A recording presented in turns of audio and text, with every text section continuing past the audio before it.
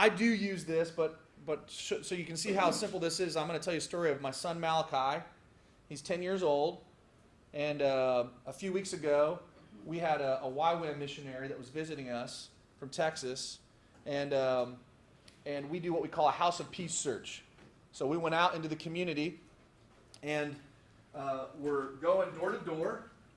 You know, you think of places, it also includes geographic locations. So we went in our neighborhood, and they went knocking door to door, and they said, "Hi, my name is Malachi, and this is my new friend Ed, and we're out in the community praying. I want to know if there's a way we could pray for you today."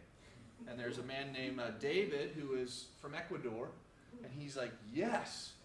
He had recently had a diabetic coma where he was in the hospital for 3 weeks, and he knew God saved him, and he didn't know what to do. So he went and he shared the 3 circles, and he said, he prayed for the man, and then he said, "I'd like to show you the greatest miracle God did in my life." And he said, if you turn on the television or open up the newspaper, you can see that we are all born in brokenness. Okay, from fighting to wars to disease to suffering. It's a global epidemic, but it's also personal. We experience personal brokenness in our own lives, in our own homes, in our own communities.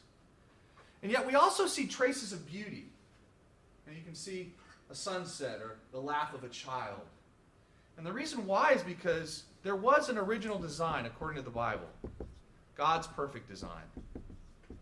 He made the world with no brokenness. There was no disease, there was no suffering, there was no fighting, there was no death. And yet the Bible says that we chose to depart from his design and go our own way, and that's called sin. Have you ever told a lie? Yeah, me too. Did you ever disobey your parents? Yeah, me too. You see, because we're born into this problem, and sin is what led us into brokenness. Okay? And yet we try to escape our brokenness in different ways. For some, they try to pursue success, whether it's success at work or finances, but it ends up leading them back into brokenness. For others, it's self-medicating through drugs and alcohol, just trying to escape, but it just leads to more brokenness. Some, it might be through relationships, trying to immerse themselves in relationships and putting that on the relationship, but just leads to more brokenness. Some feel like they're trying to get their way back to God by being a good person or just being religious and maybe even just going to church.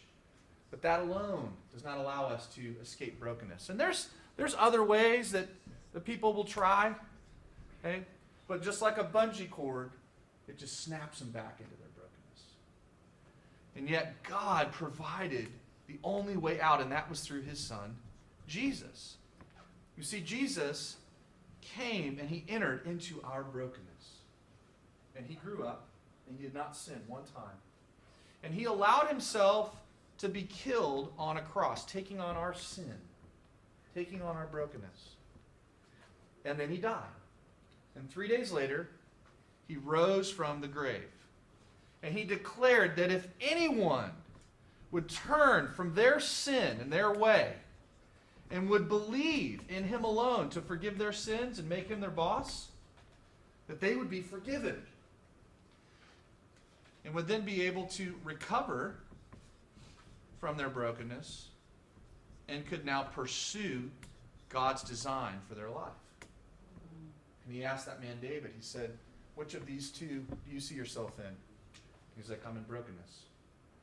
It's like, well, where do you want to be? He's like, "I want to be in God's design." He said, "Are you ready to turn from your way and believe?" And he said, "Yes." And so he prayed with him. And then immediately he flipped the card over. And he took him, so imagine this is the back of the card. He turned in his Bible to 2 Corinthians 5, 17 to 21. A lot of times we'll say, "Do you have a Bible in the house?" Or if they don't, and just show them how to download one on their phone. Or if you got a Bible with, we'll turn there. And 2 Corinthians 5, verses 17 to 21. And he said, "Hey, I want to ask and answer 3 questions. Number 1, David, what just happened to you?" He's like, "Look at verse 17. And you read it? He's like, "Look, you're new. No matter what you've done or what's been done to you, you're new. The second thing is, how did this happen? Look at verse 21. It says that God took all of your sin, put it on him, and all of his righteousness, put it on you. This exchange took place. Okay, so when you stand before God one day, you're forgiven. So that's all Jesus. Then lastly, David, why did this happen to you? He had him read verses 18 to 20. He said, do you see God is reconciling? He's bringing the world back to himself. And he's just done that with you. And you are now his ambassador. And he's given you a ministry. That's the people in your life. He's given you a message. And he said, David, who in your life needs to hear this? He's like, my family back in Ecuador. I said, all right, good. He said, I want to make sure you know what to say. So he gave him a note card. And he said, go ahead and practice this. And he modeled it again, and he gave him another note card. He said, practice this. So he did it 3 times. And then he asked him, the next question was, all right, we need to meet with you to show you how to obey Jesus and follow him. So he asked him 3 really important questions. He said, when can we meet? Where can we meet? And who else can you invite? He said, why don't you meet at my home? And we asked, when in the next couple days? We meet at my home.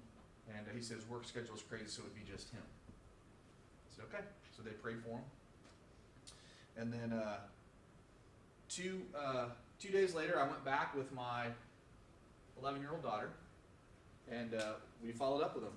And we was like, hey, my son was here the other day, and we're just here to follow up. He's like, yeah, I remember that.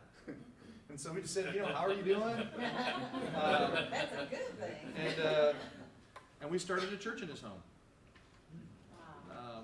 And we started to go through the commands of Christ, the discipleship set that we utilize. And started a church in this man's home right down the street. Now, this is a guy who, he works 3 jobs, and he's physically not able to go to a church on a Saturday or a Sunday.